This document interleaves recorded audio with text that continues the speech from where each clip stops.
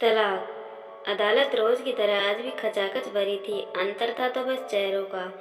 आज उनमें से एक चेहरा था तो रजत व राधिका के तलाक का। एक तरफ रजत का वकील व उसके रिश्तेदार थे तो दूसरी तरफ राधिका का वकील व उसके रिश्तेदार थे। जज जैसे ही अदालत के कमरे में घुसा वैसे ही सभी अपनी जगह खड़े हो गए। अब बारी थी तो दोनों तरफ के वकीलों की जिरह की, जो चालू हो चुकी थी। रोप प्रत्यारोपों का दौर शुरू हो गया। समझ नहीं आ रहा था कि दोनों अर्थात रजत व राधिका में कौन सही था और कौन गलत। इसी उहापोह में जज ने दोनों को कुछ महीने साथ साथ बिताने को कहकर अगली सुनवाई की तारीख दे दी। ये तारीख जज की तरफ से पहली बार न थी। इस तलाक की सुनवाई के लिए पहले भी तारीखों पर तारीख पड़ चुकी थी। अगली सुनवाई के साथ ही रजत व राधिका के चेहरों की रंगत जितनी नहीं बदली थी, उससे कहीं ज्यादा उनके रिश्तेदारों की बदली हुई थी, क्योंकि वो इस रिश्ते को अंतिम आहुति देने के लिए तत्पर थे। लेकिन अफसोस, अब अगली सुनवाई तक इंतजार करना था। उधर दोनों वकील जो अदालत के कटघरे में कुत्ता बिल्ली की तरह लड़ रहे थे, वे दोनों हाथ मिलाकर हंसते हुए चाय पीने में मशगूल थे। पूरा परिसर खाली हो गया था। रह गए थे तो केवल एक तरफ रजत और दूसरी तरफ राधिका, जो दूर दूर होने के बावजूद भी दिलों से करीब थे। लेकिन दोनों की अहम की दीवार टकरा रही थी। यहाँ पर हम के स्थान पर मैं आ गया था।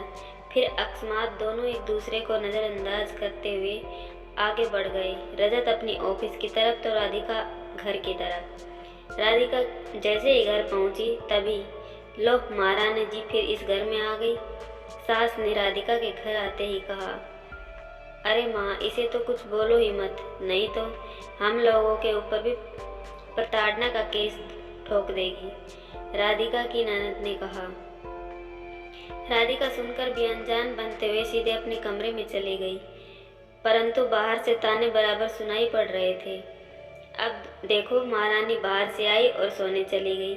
हम सब नौकर बैठे हैं ना उसके, पता नहीं ये कल मुई कब इस घर से जाएगी। सास राधिका को सुनाते हुए। इधर राधिका के सर में दर्द, ऊपर से सास व ननद की जली कटी सुन सुनकर मन फटा जा रहा था। जैसे सास ननद ताने सुनाने में कंपटीशन कर रही हो। कभी सास राधिका को तो कभी ननद राधिका को सुनाने में लगी थी। मन ही मन राधिका बड़बड़ाते हुए, कैसे इस अजायब घर में मैं समय बिताऊंगी। अब तो रजत को भी कुछ अपने मन का नहीं बता सकती। सोचते सोचते राधिका रोने लगी। उसे अपने वो दिन याद आ गए जब रजत और राधिका दोनों एक दूसरे से बहुत प्यार करते थे। दोनों ने इस शादी के लिए क्या क्या न पापड़ बेले। दोनों की एक दूसरे के परिवारों को अपना बनाने में लगे थे। तब कहीं जाकर बड़ी मुश्किल से दोनों के परिवार वाले शादी के लिए तैयार हुए थे। और आज इतने में ऑफिस से रजत आते ही, माँ एक कप चाय देना, सर भारी है। क्यों नहीं अपनी बीवी से कहता, वो रानी महारानी केवल खटिया तोड़ेगी। रजत की माँ ने ऊंची आवाज में कहा। धीरे कहो माँ, वो कुछ समय के लिए यहाँ है, फिर वो अपने घर। मेरा उस पर क्या अधिकार। रजत ने माँ को चुप कराते हुए कहा। धीरे क्यों कहूँ, अभी तो वो तेरी बीवी है, अभी तो तेरे उसे सब कुछ करना पड़ेगा। जब जाएगी तब जाएगी, माँ ने रजत को हाथ नचाते हुए कहा। रजत कुछ बोलता उससे पहले ही राधिका रजत के हाथ से उसका बैग ले जाती है, जैसे उसने सास की सारी बातें सुन ली हो। राधिका रजत के लिए चाय बनाने चली गई थी। तभी रजत राधिका से, राधिका तुम रहने दो, मैं खुद बना लूँगा। राधिका ने कुछ नहीं कहा, चुपचाप चाय बनाती रही। थोड़ी देर में राधिका ने रजत को चाय का कप थामते हुए रसोई से बाहर निकल गई। रजत चाय की चुस्की लेते हुए अपने बीते दिनों को याद करने लगा। क्या वो दिन थे।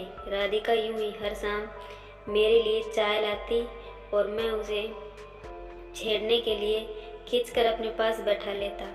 उधर माँ जैसे आवाज़ लगाती तो मेरा हाथ छुड़वाकर भागती, ऐसे जैसे उसने कोई भूत देख लिया हो। रजत मुस्कुराने लगा। वो भी क्या दिन थे। राधिका मुझसे कितना प्यार करती थी। रजत इधर उधर देखा, फिर अपनी यादों में डूब गया। यूं ही हमारी शादी के तकरीबन 6-7 साल बीत गए थे। एक दिन माँ कहने लगी, आखिर मैं तुम दोनों ही आपस में खुश रहोगे कि मुझे भी खुश रहने का अधिकार है? क्या हुआ माँ? रजत ने कहा। क्या क्या हुआ? मुझे भी खुश रहने के लिए एक पोता तो चाहिए। इस वंश को आगे बढ़ाना है कि नहीं, कि ऐसे ही? माँ ने कहा। ठीक है माँ, हम लोग भी चाहते हैं, डॉक्टर को भी दिखा ही रहे हैं। अब ईश्वर की इच्छा, रजत ने मायूसी से कहा।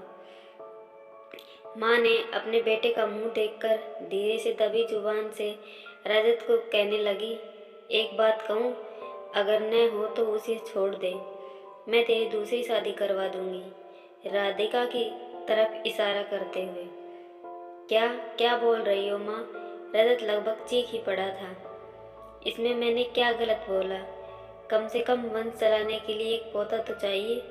जब ये बेटा नहीं दे सकती तो छोड़ दे मेरे बेटे का पीछा। मेरे बेटे के लिए लड़कियों की कमी है क्या? माँ ने राधिका के मुखातिब होकर कहा। ये क्या कह रही है माँ जी? इसमें मेरा क्या दोष? राधिका ने रोते हुए। दोष क्यों नहीं है? तुम ही ना पैदा करोगी बेटा, अभी तक 2-3 हो जाने चाहिए थे, माँ ने कहा। दोनों निरुत्तर हो गए। माँ की भावना को समझते हुए माँ को समझाना मुश्किल था। राधिका बोलने को बोल सकती थी कि इसमें जितना मेरा दोष उतना ही आपके बेटे का भी दोष है। इसका ये मतलब नहीं है कि मैं रजत को छोड़ दूं। एक दिन अचानक माँ ने एक पंडित को घर लाते हुए, राधिका, ये बहुत प्रसिद्ध पंडित जी है, इसका आशीर्वाद कभी खाली नहीं जाता, आओ इससे आशीर्वाद ले लो, भगवान ने चाहा तो जल्दी ही तुम्हारी गोद भर जाएगी। माँ ने कहा। माँ की आवाज़ सुनकर दूसरे कमरे में रजत आते ही माँ को एक कोने में ले जाकर कहने लगा, माँ, ये सब क्या नाटक है?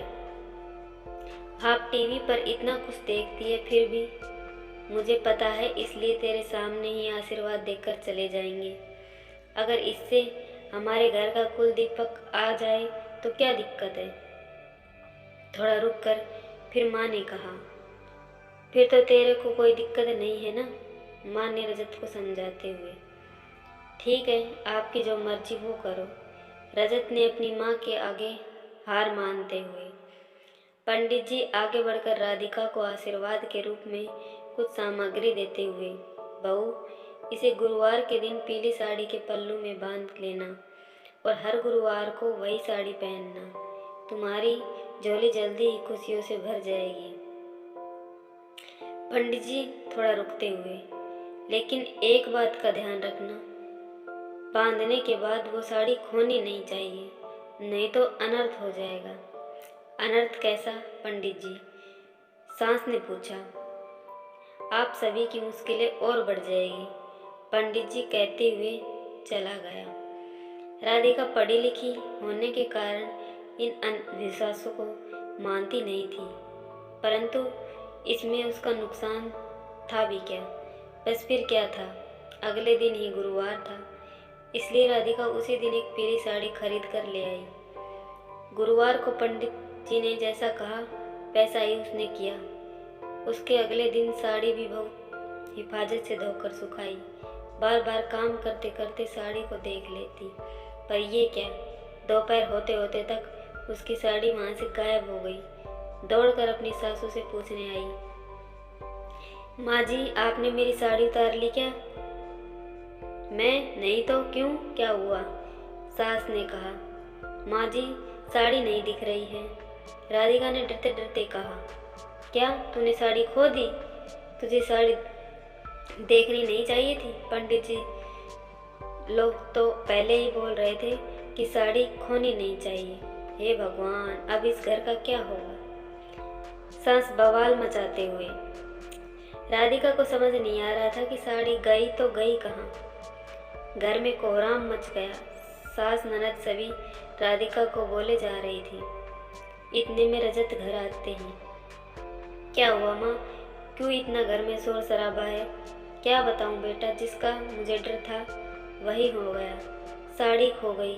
अब इस घर का क्या होगा भगवान ही जाने। माँ ने रोते हुए कहा।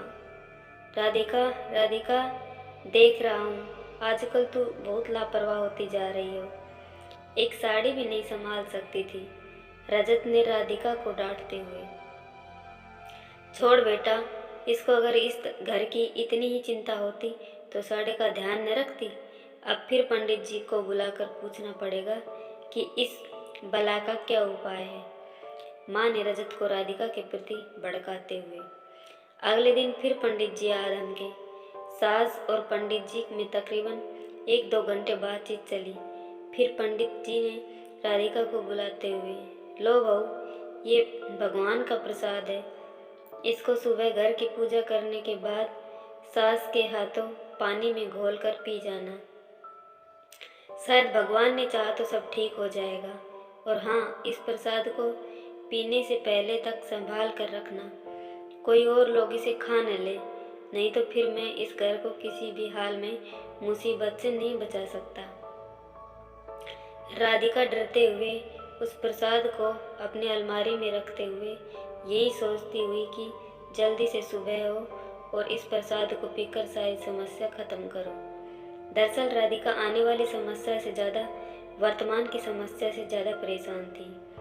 अगले दिन राधिका उठते ही कुछ समय बाद ही परेशान हो उठी, क्योंकि पूरी अलमारी छान मारी परंतु कहीं भी पंडित जी का दिया हुआ प्रसाद नहीं दिख रहा था। इतने में सास ने आवाज़ लगाई, राधिका, पंडित जी का दिया हुआ प्रसाद ले आओ, तुम्हें घोल कर दे दूँ, आती हूँ, राधिका ने अनमने ढंग से कहा। राधिका को खोजते हुए करीब 1-2 घंटे बीत गए। तभी सास की आवाज़ उसके कानों में पड़ी, ये लड़की इस घर को बर्बाद करके ही मानेगी। कब कहे थे पंडित जी पीने को, अभी तक नहीं पी।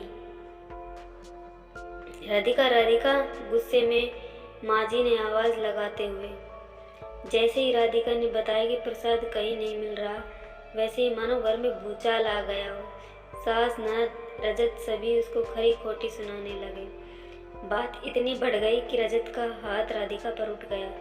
राधिका मारे गुस्से के अपना ससुराल छोड़ मायके चली आई।